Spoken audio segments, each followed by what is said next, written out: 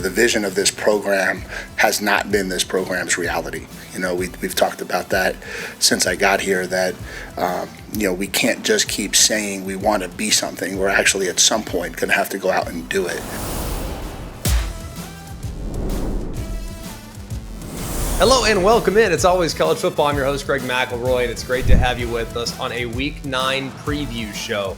And I think a lot of people will look at this week's slate and they'll say, yeah, there's a few good games that I'm very much looking forward to. And you know what happens on weeks like this? Chaos, unexpected outcomes, upsets. It seems like this is the week where it's all kind of been percolating up to the top.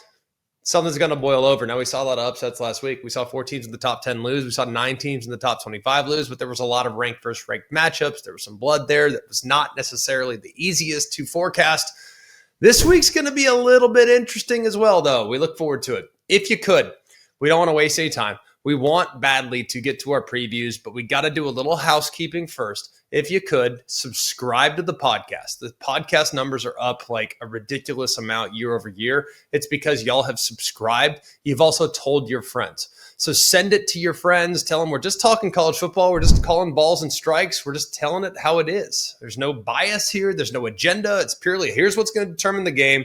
Here's how we think it's going to go. Might not be right, but here's how things kind of match up for these teams as they head into every matchup. So if you could, subscribe to the podcast, whatever podcast platform you're on, we welcome you there. And on the ESPN College Football YouTube page, if you want to check us out there, we will cut these things up and give you some hot moments throughout the course of the show that you can go check out down there as well. So let's kick it off.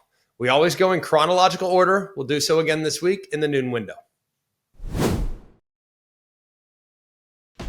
The 8th-ranked Ole Miss Rebels traveled to Gaylord Family Oklahoma Memorial Stadium to take on the 13th-ranked Oklahoma Sooners. These two teams are both 6-1. This game will be 12 o'clock Eastern time on ABC. It's actually an 11 o'clock Central time kick, which I've always wondered, does the 11 o'clock time, maybe this is a question for Big Ten fans because a lot of their big games are played at noon in some cases, does the 11 o'clock start actually favor the road team in a weird way, just because the home crowd isn't quite where they need to be from a consumption standpoint or from an energy standpoint? Maybe it's an early morning. I have no idea. I've always wondered that, and I'm just be curious because it's not often that you see a top 13 matchup in the SEC in the noon window and at 11 o'clock Central time. Fascinating study here between two very contrasting philosophies. You have the offensive ingenuity of Lane Kiffin and Charlie Weiss Jr., his offensive coordinator, against the unbelievable defensive acumen of Oklahoma's Brent Venables. So you have one side, super dynamic, high-scoring offense. Other side, very suffocating, statistically dominant defense that's one of the best in the country, okay? The Ole Miss Rebels, under Lane Kiffin and Charlie Weiss, they're going to run that high-octane spread offense attack. Statistically, one of the more productive units in all of college football. And then they're going against a defense that is unbelievable, right? So you look at everything, these two teams very different. One team prides themselves with absolutely defending every single snap as if it has a life of its own. The other wants to pour points on you and pour points on you in a very big way. You look at just how things are with Oklahoma's offense on the other side. They're in the 70s in scoring offense, 74th in total offense. So they're kind of in the middle of the pack. But Oklahoma's offense, it also feels like they're kind of poised for a possible breakthrough if a few pieces can come together. I think you can make a case it's one of the best quarterback matchups of the entire weekend that pits Trinidad Chambliss of Ole Miss, over 1,500 yards, 8 touchdowns against just 1 interception. He's also a huge threat with his legs. He got 5 scores on the ground and 320 yards against John Mateer for Oklahoma, who's been pretty good with the exception of one game in which he just had some issues with ball security and accuracy. That was against Texas. So for the most part, man, John Mateer has been as advertised, but maybe the passing attack and maybe the pieces around him haven't been what we thought they were going to be going into the season. He's a great player and still can carry his team to victory week in and week out.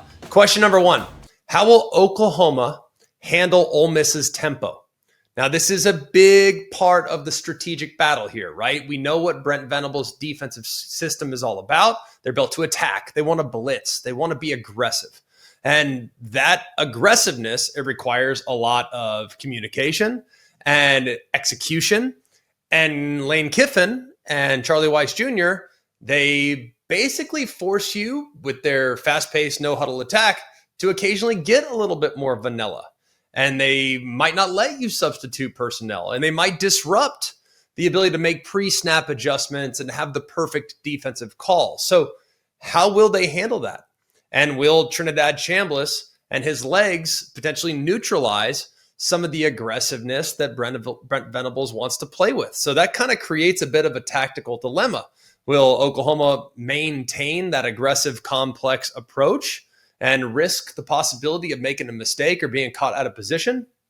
Or do they simplify their approach and maybe just do a little bit kind of a less is more type of approach in a game like this? So however this battle goes and how Oklahoma adjusted the tempo will be a fascinating dynamic to follow. Question 2, can Trinidad Chambliss counter Oklahoma's aggressiveness? Now, he's been a model of efficiency for the Rebels. Transfer from Ferris State has shown great command for the offense. He's also shown the ability to protect the football, and you got to do that in the SEC. And a key component of Lane Kiffin's offense is just distributing the ball, getting the ball out, being a distributor, being opportunistic with your legs, but make quick decisions, have good vision, both pre-snap and post-snap, and spread the ball around to a proven group of weapons that have a bunch of explosive tendencies. 8 different guys caught passes in the game against Georgia. But this will be, without question, Trinidad Chambliss' toughest test. Brent Venables' defense is so hard to play against. They do such a great job. I love watching it. I mean, they are really fluid in their alignments. They confuse protection schemes. They create a lot of negative plays. And if they just wanted to just play standard base coverage, they can still get home. They got 28 sacks this year. R. Mason Thomas, one of the best edge defenders in the country. So can Trinidad Chambliss maintain his poise when facing the level of sustained pressure that he's probably going to face in this game? And his performance in the fourth quarter against Georgia last week was not what you want. It's kind of a cautionary tale and a possible blueprint for Oklahoma to potentially apply, because that was the first time really in his tenure as the starter where he's looked a little bit human. Question number 3, can Oklahoma stop the run against Kewan Lacey? Look, Ole Miss's rushing attack is led by Kewan Lacey. He's a great player. He's got 10 touchdowns already. And Lane Kiffin does a great job of creating favorable down and distance situations, which open up the opportunities to be aggressive through the air. But it's really all about the run game. We talk so much about the passing attack and the verticals and the explosives and the deception, but it's really the run game. Without the run game, it's hard for the Ole Miss offense to be at its very best. And they're going against a defense in the Sooners that are top 5 against the run. They led less than 100 yards a game, under 81 yards a game, to be honest. It's a disciplined front. They're physical and they're deep as well. So the tempo, if they can substitute, won't be a huge factor. Question number 4, how will Oklahoma's offensive line hold up? Now, the state of Oklahoma's offensive line has been an issue. I mean, that's been the biggest problem, I think, throughout the last 2 seasons. And it's been a bit of a weakness. At times, last year was problematic. They've had a couple injuries. So their health, the lack of depth, it's a legitimate liability against the Ole Miss defensive front that I think is the strength of their defense. I think they're gettable in the back 7. I do think they have some guys up front that can take over the game. So they're not close to what they were last year, but last year's defense, they had, 10 sacks? I think against this Oklahoma team, 9 sacks against this Oklahoma team last year. So they're not the same. Like I said, they're not the same. They still have individual game records, though, up front along that defensive line. Question 5, can Ole Miss sustain drives by converting third downs? They are so good on third down. That's big for them to try to get you off your heels, make sure you continue to move the chains.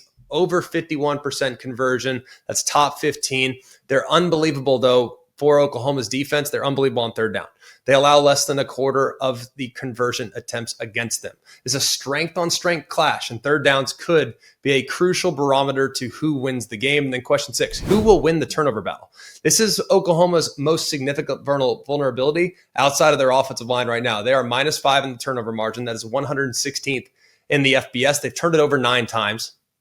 And they forced just 4 all year, which is a little bit surprising, especially when you take into account how aggressive and how well coached this defense is. Now, Oklahoma quarterback John Mateer, he does have a ton of talent, but he has thrown some picks. They come in bunches, and they did against Texas. So he's got to be smart with the football. because if for whatever reason he turns it over again, it's going to allow a very potent offense to create short fields and potentially allow some of the tempo to get away from. I will not pick this game. I will be on the call for what I think is maybe the game of the weekend. Alongside Sean McDonough and Molly McGrath, we'll see you at noon Eastern on ABC. Also at noon, the number 2 ranked Indiana Hoosiers will welcome in the newly playing well UCLA Bruins. This is a 24.5 point line, 12 o'clock Eastern time on Fox. You got the Hoosiers, who are unbelievable, undefeated, powerhouse. That's what they've been through the first few games of the year, first 7 games of the year against UCLA. They are resurrected from the ashes after an 0-4 start. Kind of amazing, by the way. And Indiana, coming off that 38-13 win against Michigan State, they are a legitimate national championship contender. I think people realize that now. It just took them a little while to get there. And then on the other side, they're playing one of the hotter teams in the country that has experienced the, quote, skipper spark, because their season was about as bad as it could get. They fired Deshaun Foster. In comes interim coach Tim Skipper. And the turnaround's been remarkable. They've won 3 in a row, including one against Penn State, Michigan State, and against Maryland as well. So it's been a bit of a miracle run. And you got to give some credit to Nico Iamaleava, because Nico Iamaleava, he's the reason why this offense has kind of found new life, and it's kind of breathed a lot of energy into both sides of the ball. Let's just start with Indiana. They are 18-2 under Curt Cignetti. And it's not like he inherited some super talented roster. All right, he brings with him a proven system with a couple of key players. His defensive coordinator, Brian Haynes, is amazing. They've now had guys like Mikhail Kamara, Aiden Fisher, D'Angelo Pons. These guys are playing at an all-American level. Fernando Mendoza, who's now transferred in, has been unbelievable. And the receiver core, I think you make a case it's maybe the best in the Big Ten. It's a dominant duo. Now, they're not Carnell Tate and Jeremiah Smith. I almost removed those guys from the conversation. But amongst everybody else in college football, I don't think Elijah Surratt and Omar Cooper take a backseat to pretty much anybody. And their diversity and their rushing attack with their 3-headed monster at running back, man, this is a great offense that is fourth and a great offense kind of across the board. And then on defense, they're 4th in the country in scoring defense. They're allowing less than 12 points a game. Now, the quarterback matchup, Fernando Mendoza, we said him. Nico Iamaleava, we said him. Now, he is the undisputed catalyst for the turnaround. He is highly touted, transfer from Tennessee. And in the last 3 wins, he's turned into a real dual threat weapon. He's accounted for 9 touchdowns in the last 3 games, 6 through the air, 3 on the ground. And if you look at how things have gone for him, especially against Penn State, converting 3rd downs with his legs, and then you look at the game against Maryland, a little bit banged up there at the end of the game, but he came back and led the game-winning field goal drive. So hopefully things are looking good for him. Really like what I've seen from him the last few weeks, but he's got to play well to match wits with Fernando Mendoza. Look, this is a big spread, 24-plus points. So I wanted to kind of document not the questions in this game, but how does UCLA pull the upset? Well, the thing they have to do first, they got to play out of their mind in the secondary, because Indiana's offense is surgical. They are super efficient behind Fernando Mendoza and the elite receiver core. They are so good on 3rd down. And they will be facing against a UCLA pass defense that is not necessarily the very best. They've struggled on 3rd down. So they got to be great on 3rd down defensively. And that's going to be a real challenge given what it is that they're playing against. I also think that UCLA's got to force some turnovers. They have to force turnovers in this game, and they have not been great when it comes to generating takeaways. They are 131st in forcing interceptions. They are highly unlikely to steal a possession from Mendoza, who's done a great job with ball security all season long. He has just 2 picks. UCLA, conversely, they have just 1 interception defensively this year. And then number 3, Nico must be at his best as a dual threat. I think their only realistic path to staying competitive here is a lot of dynamic, off-script playmaking from Nico Iamaleava. Now, he's got a dual threat capability. We've seen the 360 rushing yards that he's accumulated this year. He is the engine and the straw that stirs the drink, and his mobility is essential against a defense that wants to be disruptive and super aggressive. So it's going to have to hope that they are overly aggressive and he can take off. I don't see it happening. I think Indiana is a well-oiled machine. I'll take him, and I'll also lay the points. It's a big number there in Bloomington. We will go next to the 3:30 Eastern time window. This game's on ESPN. It's the 15th ranked Missouri Tigers traveling to Nashville to take on the Vanderbilt Commodores. They are ranked 10th. College Game Day will broadcast live from Nashville. It's the first time Vandy has hosted College Game Day since 2008. That is very impressive, by the way, to think what this game means to the college football landscape, to the college football playoff landscape. Could this serve as an elimination game in the college football playoff? Possibly. You can make that case. Both teams right now 6-1, 2-1 in the SEC. Vanderbilt has had a storybook season under head coach Clark Lee. To be sitting at number 10 in the Associated Press poll, the program has not been there in nearly 80 years. Just think about that for a minute. Nearly 80 years since they've been in the top 10 of the AP poll. And then Missouri, Eli Drinkwitz, they're number 15 in the country, and they just continue to sustain success. That was a good, hard-fought, double overtime win at Auburn last week, 23-17. The quarterback matchups, Bo Pribula for Missouri, taking on what might be one of the best players in college football, regardless of position, the quarterback for Vanderbilt, Diego Pavia. Question number 1, who will win time of possession in this game? Now, the Missouri Tigers are number 4 nationally in time of possession. They control the ball for over 34 and a half minutes per game. And we know that for Vanderbilt to win football games, they really put a huge emphasis on time of possession. They want to shorten the game. They want to lean on you. They want to be efficient with 4 and 5 yard plays. They're not worried about hitting the big chunk yardage because they don't want to overexpose their defense to extended snap plays that they're going to have to defend. So they possess the ball 31 minutes and 45 seconds in the game. So that's a little bit skewed too when you look at just how badly Bama dominated them in time of possession. But if you look, Vanderbilt's recipe is they want to possess the ball for 34, 35 minutes in the game. That's exactly what Missouri does as well. So whoever wins time of possession really has a chance, more than maybe any other game this season, to win the game. Time of possession used to not matter. In this game, it does. Question number 2, can Missouri continue to lean on the running game? Now, they are a top 7 offense in the country when it comes to running the football. They average about 250 a game, just under. And the focal point of this rushing attack is Ahmad Hardy. He's been fantastic. He's gone for nearly 850, 11 touchdowns through 7 games. And the offensive line's done a really good job of creating some movement. I think their backs are really good at finding lanes. They're really good at breaking tackles. And it allows the Tigers kind of control the football and to methodically wear down the opposing defense. Now, Vanderbilt's run defense, they're pretty good. Now, I don't think a lot of people know this, but they're top 12 in the country and allow less than 100 yards a game on the ground. So they're very stout against the run, and they're very aggressive with some of the pressure packages that their defensive coordinator, Stephen Gregory, has installed. They want to attack. They want to go after you. They don't just sit back and just react.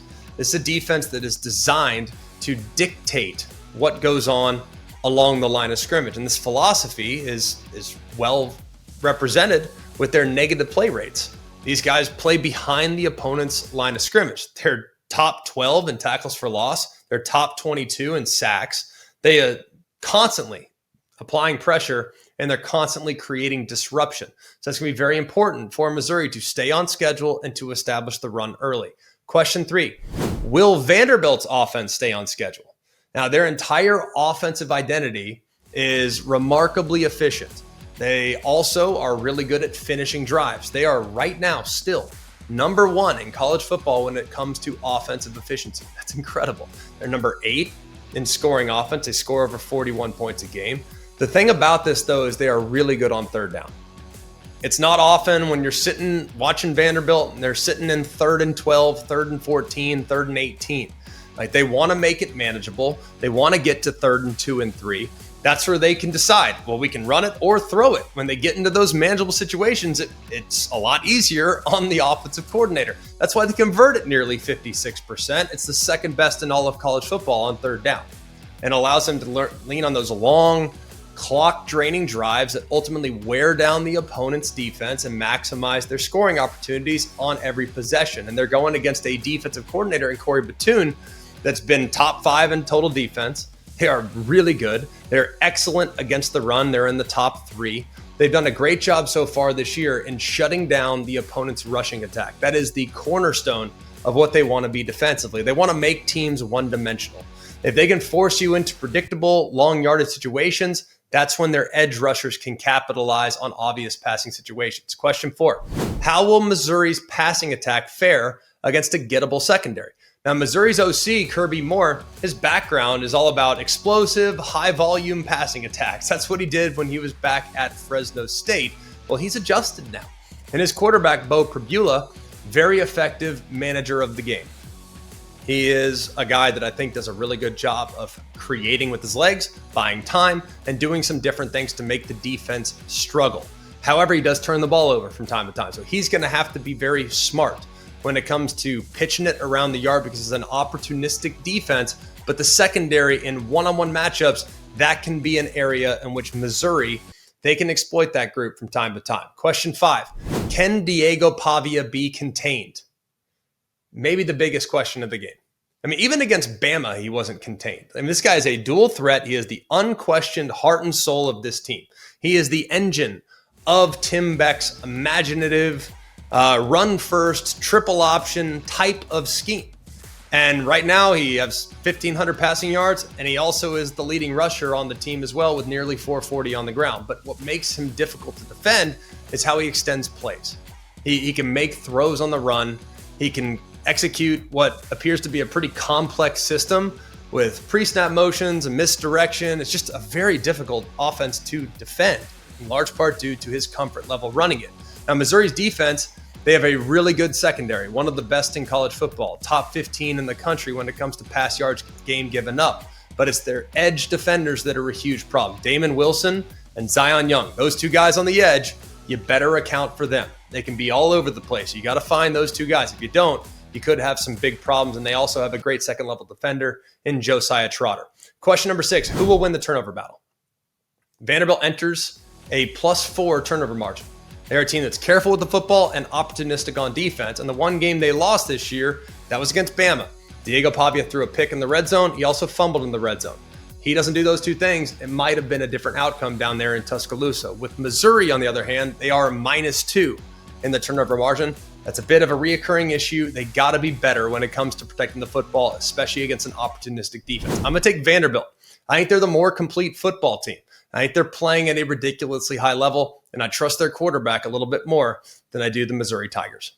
The 4th-ranked Alabama Crimson Tide take their 6-game winning streak on the road to Willie Bryce Stadium, South Carolina Gamecocks. Trying to be upset-minded. We've seen this matchup in the past. I know all too well what it's like to walk in as a favorite to South Carolina and just how hard it is to get a win. This line is about 12.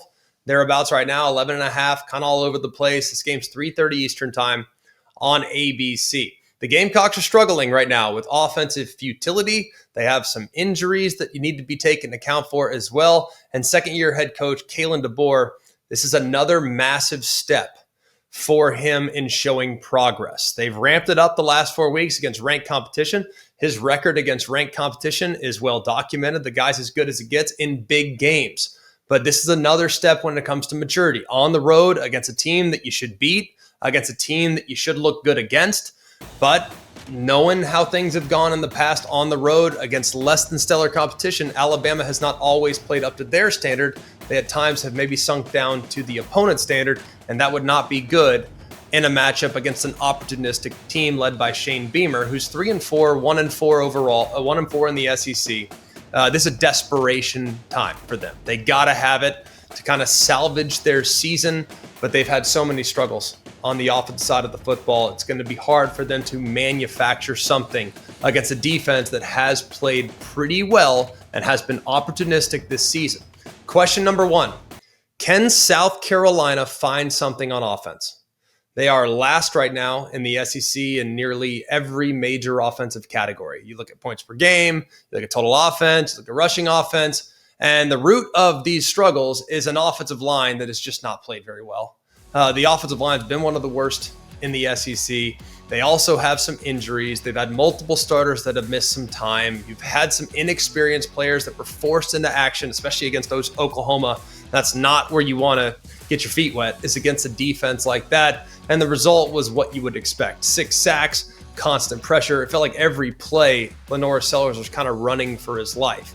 They have surrendered 26 sacks and 50 tackles for a loss.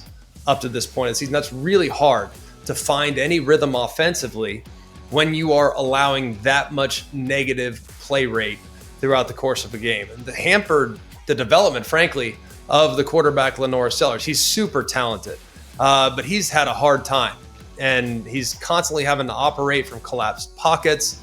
It doesn't really allow him a lot of time to make plays downfield. He's having to run around and buy time, and he remains remarkably dangerous. And the ground game, they just haven't gotten a whole lot going there. They got to establish some consistency behind a struggling offensive line. I would not be that surprised if they leaned a little bit more on designed quarterback runs in this game. Question number 2.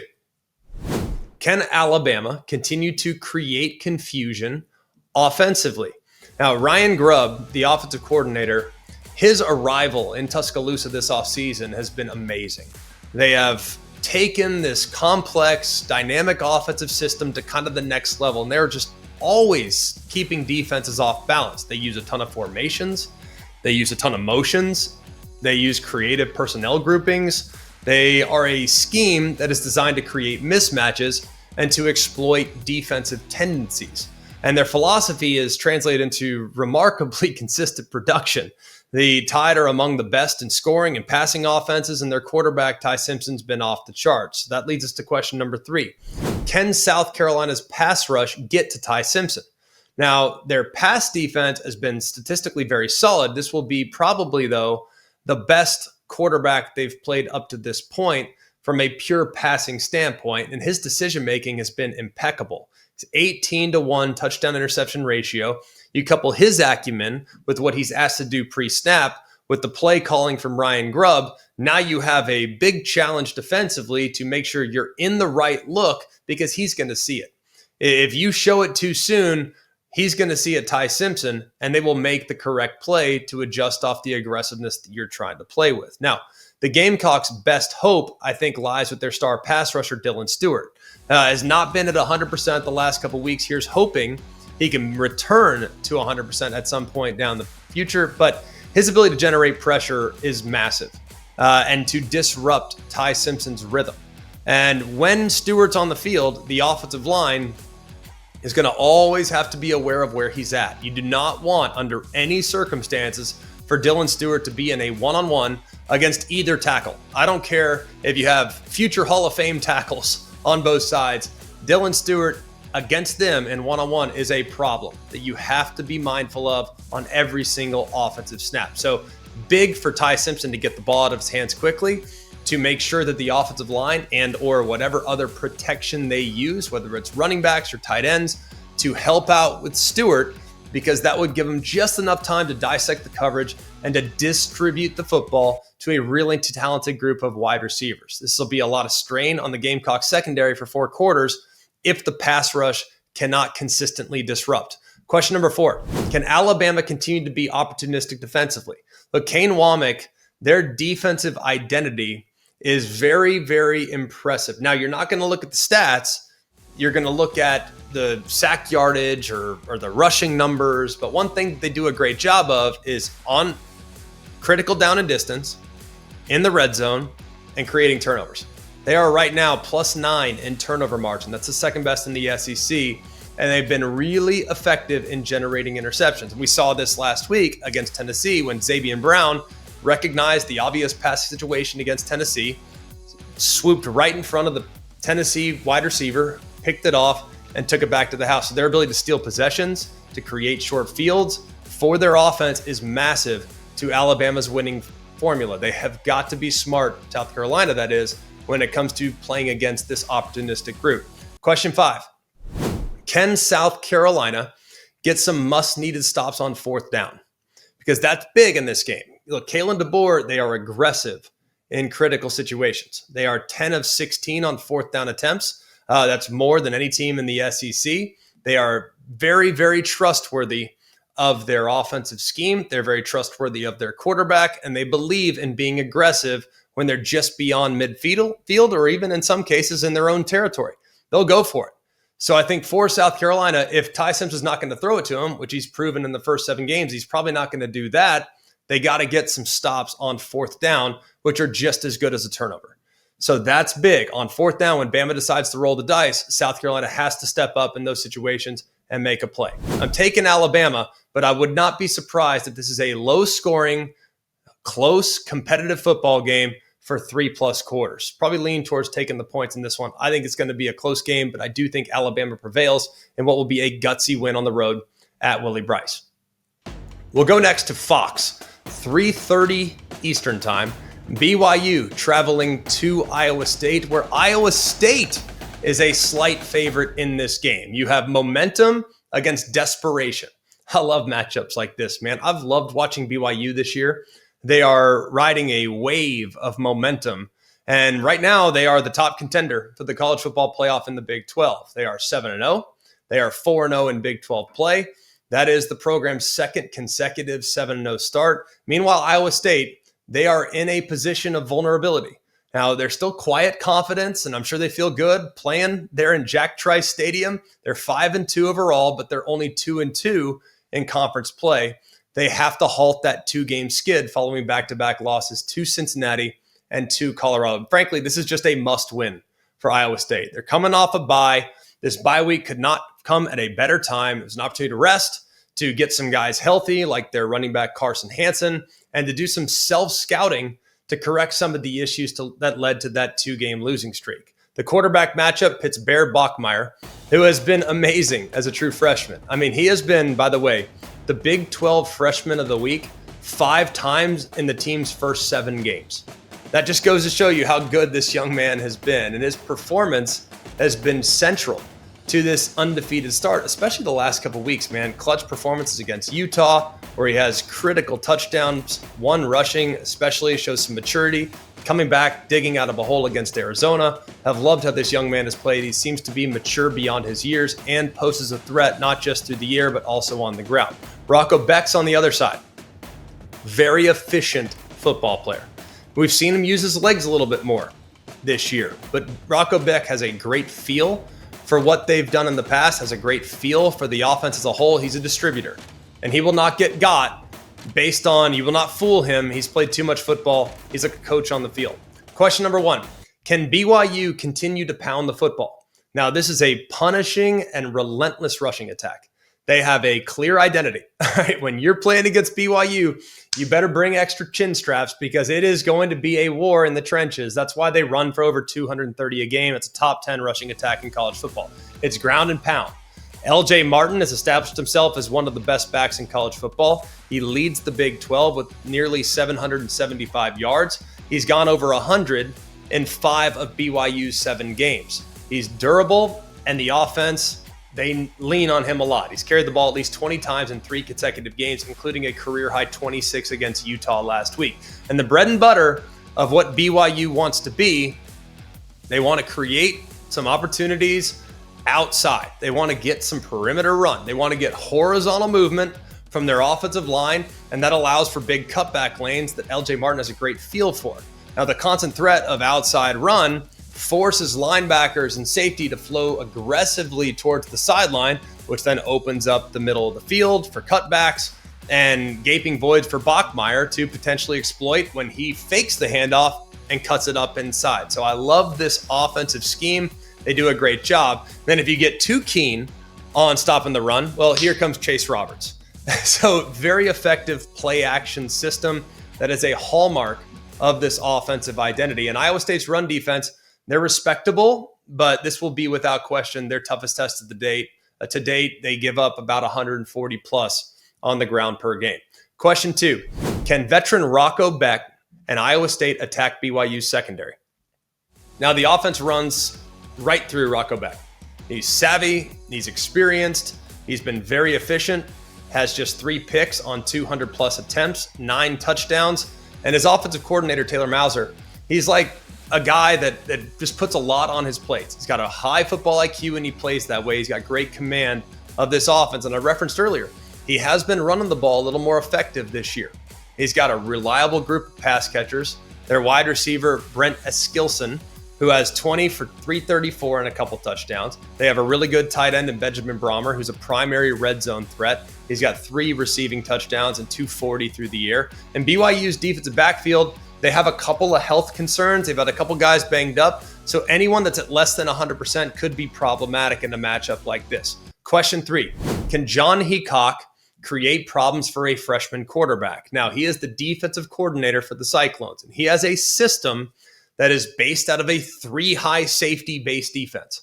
Now, this is a pretty big departure from what you see in a traditional defensive alignment. Usually it's 2 safeties or 1 safety, and those are probably the looks that Bear Bachmeier's faced throughout most of his career. So this 3-high structure does create some ambiguity for the opposing quarterback. So you keep 3 safeties deep, that's how you disguise coverages. And then after the snap, you roll them into all these different zones or man coverages, and they're just really difficult to diagnose in the pre-snap. So it forces quarterbacks to kind of hold the ball for a little bit longer, and that allows the pass rush to potentially get home, or it baits them into making an ill-advised throw when you thought it was open in the pre-snap, and then boom, you throw it right to a defender. So in 3 home games, they've surrendered just 261 yards a game. In their 4 games on the road or at a neutral site, that number's over 400. So they have been much better at home, but some of that has come with a healthier roster. Now, the defense that'll take the field against BYU, very different. They've had some season-ending injuries that'd be problematic, especially in the back end defensively. And I think Iowa State, they lack a real fearful pass rush, which you would need in order to rattle a young quarterback. Question 4, will Iowa State's offense be able to finish drives? They got to be able to run the football in the red zone and in short yard situation. And that was the problem for Utah last week. I mean, Utah last week, they were able to get down there, and then they couldn't punch it in. But if you look at defensive coordinator Jay Hill for BYU, they're really statistically and situationally good. Now, talk about Utah for a second. The game last week, they had 470 yards, right? That's pretty good. I mean, think about most teams that have 470 are going to score more than 21 points in the game. But this is kind of a characteristic of a kind of a bend, don't break style. So that philosophy was showcased. The Utes on 3 separate occasions dove deep into BYU territory. They get stopped on 4th down. These stops, especially those in the red zone, are essentially turnovers, and it kind of erases all momentum and erases all promise of a good offensive drive. So it's going to be very important for Iowa State to finish when they get in the red zone, because they might be able to move it between the 20s, but things will get a lot tougher when you get down there and the field starts to condense. Question 5, can Bear Bachmeier continue to play with an elite level of poise on the road?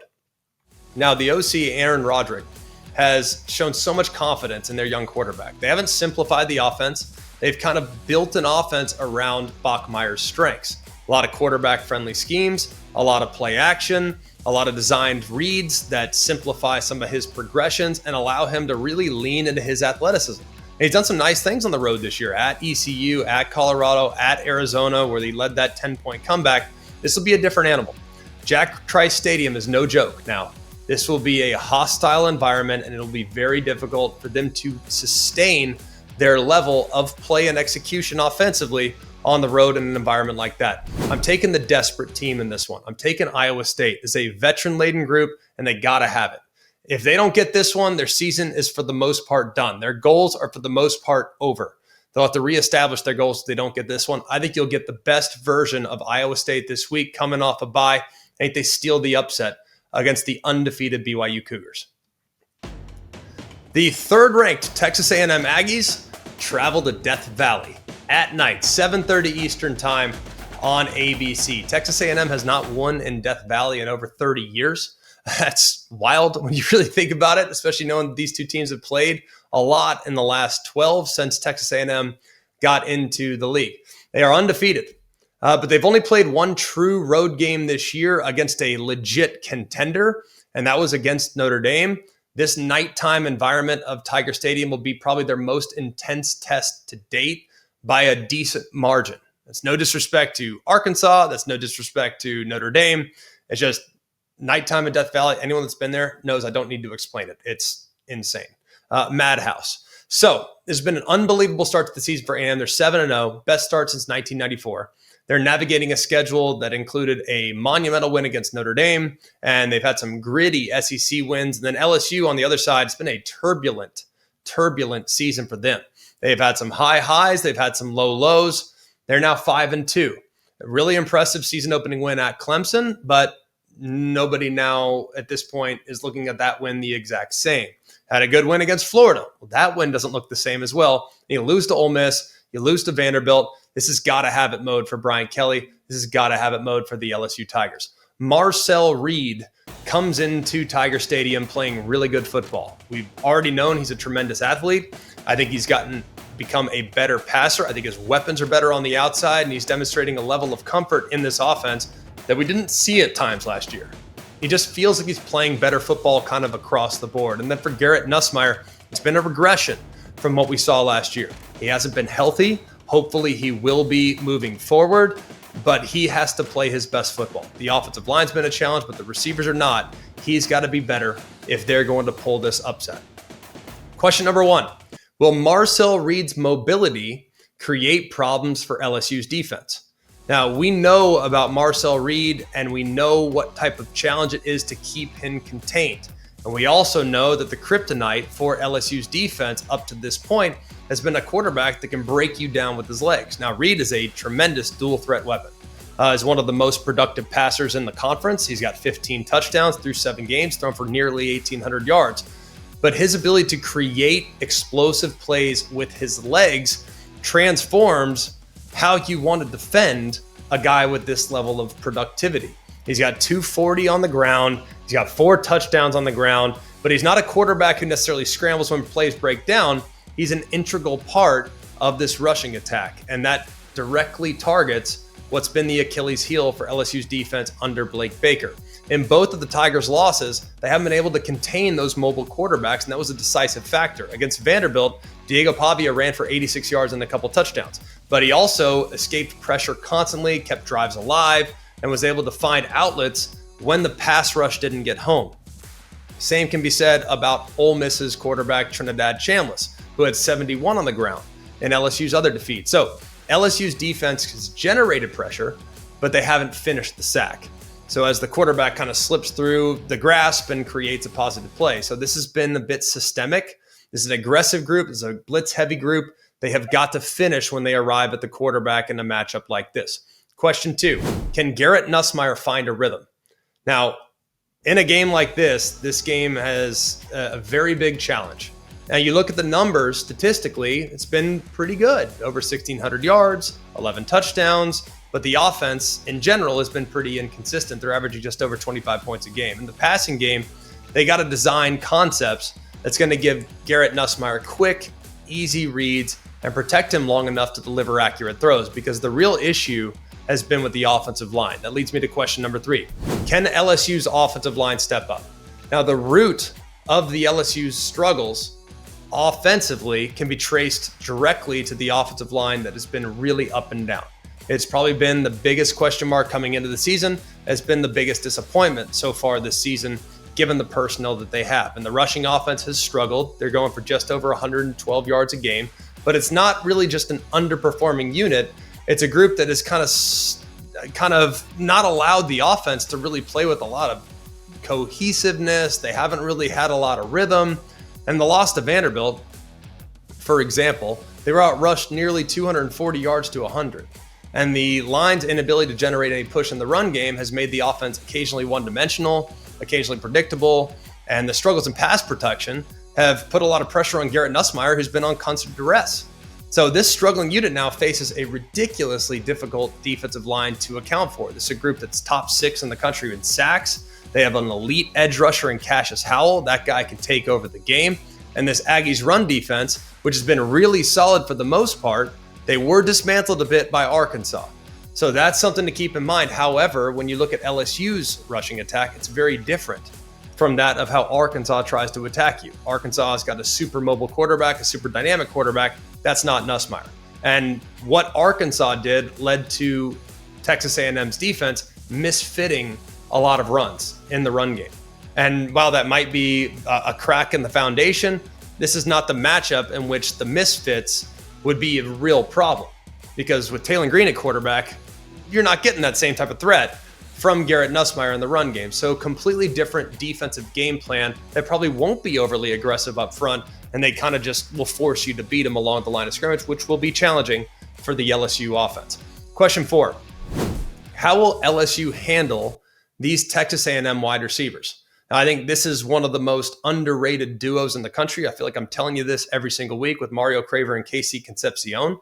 Craver's been a big play threat. He's been outstanding. He's averaging nearly 20 yards a catch. And then Concepcion, great compliment. These two guys are very, very good together. Very reliable, but is also equally dangerous when you get the ball in his hands. He has a team-leading 6 touchdowns this year. And this duo, I think they could present the stiffest test of the season for an LSU pass defense that's been really solid on paper. This will probably be the best weapons that they've seen so far as the 1-2 punch is concerned. And this matchup becomes a little bit of a battle of attrition because LSU's corners, who are at times left on an island, can they maintain coverage long enough for the pass rush to get home, especially when the quarterback has the mobility to extend plays for several seconds beyond the initial drop back. I know Mansour Delane can, but can the other side step up and play at a high level? Because playing against A&M requires not 1, but 2 great corners with great cover skills throughout the course of the game. Question 5, can LSU somehow win on third down?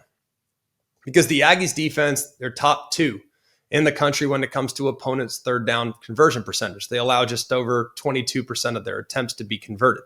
And in the first 3 SEC games, that dominance was on complete display. They allowed just 2 for 33 in the first 3 games against SEC competition. So LSU, I think, has to find some rhythm, has to find some conversions so that defense can somehow wear down. Because that defense constantly getting off the field, it's going to be hard for LSU to manufacture a lot offensively. And then question number 6, how committed to the run will Texas A&M be? Look, Texas A&M was dealt pretty significant blow. When Le'Veon Moss gets banged up, Moss has been outstanding, very powerful runner. And last year, he got banged up against South Carolina, was out for the season, and the run game fell off a little bit down the stretch. But in his absence this year, you have the emergence of Reuben Owens, who has now become the primary ball carrier. He's a very talented guy. We've seen him go for big yardage against Mississippi State. He's got nearly 400 rushing yards this year and 3 touchdowns.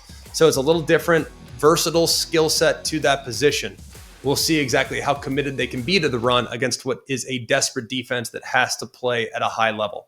I'm taking the upset here. I shouldn't. I'm going to be honest with you. I shouldn't. It doesn't feel good. It's an insane thing to do because right now there's not a lot to feel good about with LSU. I'm going to be honest with you. There's not a lot to love about what they're doing offensively. I just think this is their last gasp. I think this is a group that will force a couple turnovers and they're just going to find a way to win this game. I think it's LSU's defense that will win this game for them because I don't trust their offense, but I'm taking the BYU Bengals in desperation mode to get a win against an undefeated top 3 Aggie team in Death Valley. The 118th meeting between the 25th ranked Michigan Wolverines and the Michigan State Spartans. This game 7:30 Eastern time on NBC. Michigan's about a 14-point favorite right now. They'll play for the Paul Bunyan Trophy, which some people have called it the, quote, ugliest trophy in college football. I love this trophy. I think it's awesome. I think it's great. And the significance is undeniable. Now, Michigan leads the all-time series and the trophy series. But this has been a unique rivalry. For whatever reason, the underdog, you're likely going to see their best football in this game. I don't know why that is. I'm not sure what it is about the Paul Bunyan Trophy that leads us to that inevitability, but something tells me you're going to get Michigan State's best in this game. Bryce Underwood is the quarterback for Michigan. He's been efficient and protective of the football. He's completing over 62% of his passes, 7 touchdowns against just 2 interceptions. He's also a legitimate dual threat. He's rushed for over 203 touchdowns as well. It's another dimension of this Michigan offense that you always have to account for. Aiden Childs on the other side, there have been some high highs, there have been some low lows. We've seen some good moments, we've seen some underwhelming moments. He needs to be at his best against a really good defense for 4 quarters in this football game. Question number 1, can Michigan State somehow stop the run? Now, their run defense has been a significant liability throughout much of the season. They're allowing 130 rushing yards a game, over 4 yards per carry. That's 70th in the country. That's not going to be good enough. And Michigan State's defensive coordinator, Joe Rossi, he's going to have to commit more defenders to the box. It means his safeties are going to have to get a little closer to the line of scrimmage. And because you know what's coming. When you play Michigan, you know Chip Lindsey, their offensive coordinator, you know their head coach, Sharon Moore. They have a clear and uncompromising identity. They want to be physical. They want to be a punishing team that wants to dominate the line of scrimmage. And at the heart of their offensive identity is a really formidable running back duo. They can provide explosiveness. They can provide a grinded out type of mentality with Justice Haynes, who's been outstanding. He's gone for over 700 yards this year, averages nearly 7.5 attempts. He's found the end zone 8 times. And he can take it the distance. If you have one scene that is unaccounted for, he can take it the distance. And then Jordan Marshall on the other side, very complimentary back, very powerful, very steady, very reliable. He's gone for over 430 at a 5.2 yard per carry average. So together, this is a rushing attack that averages over 210 a game and nearly 6 per carry. So we know there's talent, but also how committed they are to the run and how this offensive line has played for much of the year.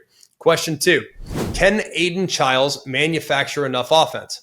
To have any hope of an upset here, the Spartan offense must find a way to score against one of the best defenses in the country.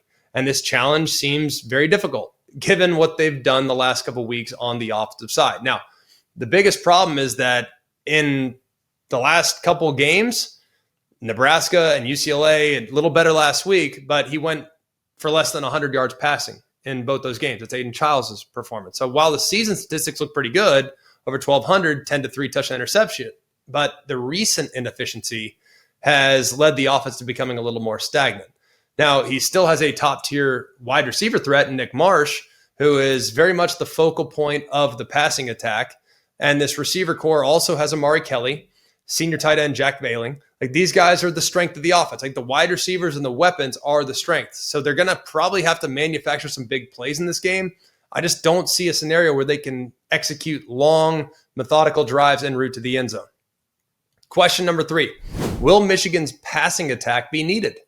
Donovan McCulley, I think, has emerged as a legitimate go-to guy in the Big Ten. Like, the numbers aren't going to blow you away, just under 370 yards. Simaj Morgan has also been pretty good. Andrew Marsh has done a nice job as well. And the tight end group led by Martin Klein, they have 4 legitimate weapons. I just don't know how much they're going to be needed, because if Michigan State can't stop the run, how often are they going to take to the air? Are they going to be aggressive? Are they going to trust their young quarterback to take some shots downfield? I think they probably will, probably should, because Michigan State's secondary has been one of the least performing groups in the country. And right now, and giving up a high percentage completion. They're giving up over 250 yards a game through the year, and they have struggled for the most part in generating sacks and pressure on the opposing quarterback. Question 4, can Michigan State turn Michigan over? They've only forced 5 turnovers this year. Meanwhile, Michigan has only turned it over 5 times. That's top 12.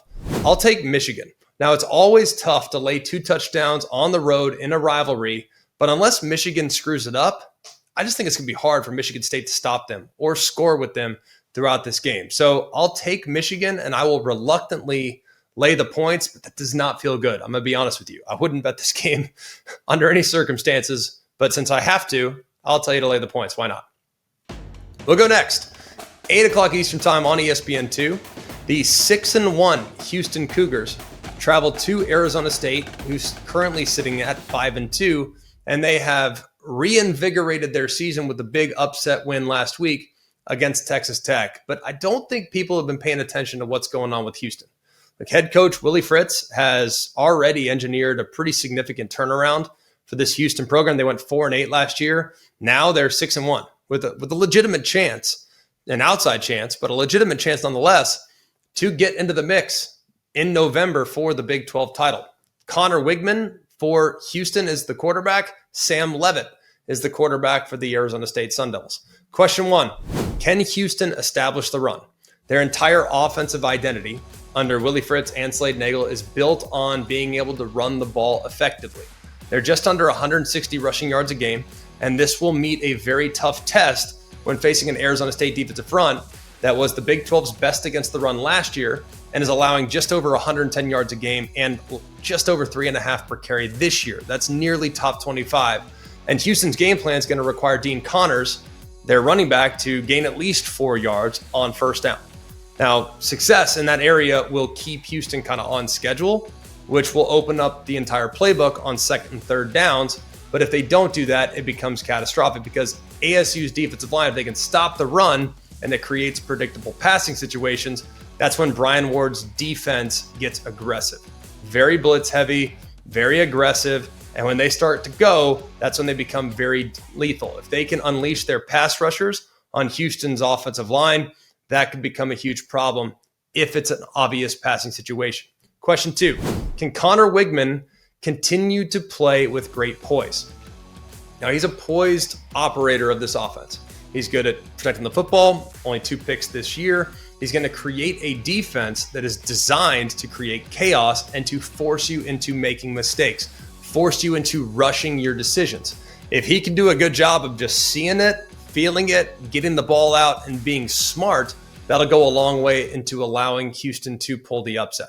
Question 3, will Sam Leavitt's playmaking ability be the difference? Now, he is a dynamic playmaker. Their quarterback at Arizona State is the real deal, man. And he thrives when things break down and he's forced to improvise and go off script. Now, he's always a threat with his legs. He's rushed for 5 touchdowns this year, but a lot of his most explosive plays are generated when it looks like the defense wins. Looks like the defense has him dead to rights. He's sitting there in the pocket. Boom, he breaks contain. And then he finds a receiver who uncovers on the scramble drill, and it leads to a big play. We saw it last week against Texas Tech on a 4th and 2 that kept the game-winning drive alive. Now, Houston's got a defense that puts a lot of responsibility on its second level. They're linebackers, and they roll 3 of them. You got to maintain gap integrity. You got to contain the quarterback. You might spy the quarterback, and against a scrambler like Leavitt, the defensive line has to be disciplined in their rush lanes. Because if they're disciplined in their rush lanes, that will not allow the escape routes that Sam Leavitt has thrived on throughout the course of his career.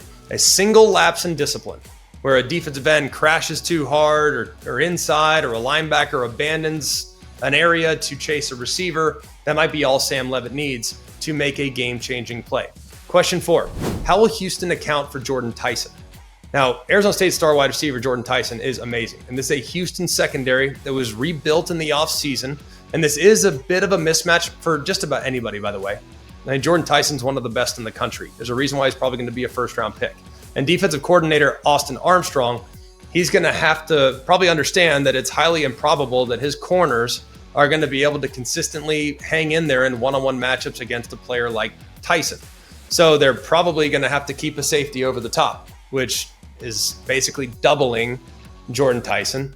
But when you make this decision, it takes a player out of run support, which leaves Houston's front 6 or front 7 at a numerical disadvantage against ASU's rushing attack led by Raleek Brown. So difficult dynamic here for the Houston Cougars to try to defend this offense, which is why I'm taking Arizona State. I lay the points and what I think will be a very low-scoring game. All right, we'll get out of here with our Giant Killers. We give them to you every single week. We are very much consumed by the possibility of upsets. We love upsets. We love the possibility of upsets. We'll give you a few that we think you need to be very, very mindful of when heading into the weekend. We've already told you LSU over Texas A&M. Does it feel good? No. It's 2.5 points. That's part of why it doesn't feel good, because there's no reason why that line should be that low based on how A&M's played and based on how LSU has played these last couple of weeks. I'm taking the BYU Bengals. I'm going to ride with them in a desperation situation. I'm also going to take Mississippi State getting 7 against the Texas Longhorns. Now, I look at Texas, and while last week a lot of people were shocked that things looked the way they looked against the Kentucky Wildcats, we told you last week on Thursday's show that that's going to be a tricky game, and it was. I think Texas has a couple of flaws along the offensive line. Can they be better? Sure. Will they be better this week? I don't know. Another road trip away from Austin, I think it's a tough game. It's a very difficult game in a hostile environment against Mississippi State. This would be a season-defining win for Jeff Lebby and co. I think they can keep it close down there in Starkville. Also like Memphis getting 4.5 against South Florida. Memphis lost last week to UAB. Look ahead spot? Perhaps. But I also look at Memphis, and I look at when they're at their best, what are they capable of? I think they can absolutely play with at home against the South Florida Bulls, who've been excellent all season long. This might be the toughest test to date for South Florida, with the exception of their road win at the Florida Gators. And then finally, Wake Forest getting 3.5 against SMU. They're at home as well. SMU has Miami next week. Are they potentially looking ahead? just something to be mindful of. Wake Forest has been dangerous and stingy this year, and they're also coming off a bye. So Wake Forest getting 3.5 against the SMU Mustangs. That'll do it for us here at Always College Football. We always appreciate the support you've shown the show by subscribing to the podcast, wherever you get the podcast. We always appreciate you for watching us on the ESPN College Football YouTube page. Go ahead and subscribe there. If you're here right now, hit that thumbs up button. And we promise that we will be back on Sunday to help you digest what goes down in week 9 of the college football season. So for all of us here at Always College Football, for Mark, Jake, Jack, the other Jack, intern Sam, I'm Greg. We hope you have an amazing day. And remember, it's always college football. Hey guys, it's Greg McElroy. Thanks for watching Always College Football. Make sure you like, rate, and subscribe to ESPN's YouTube channel and wherever you listen to your podcasts.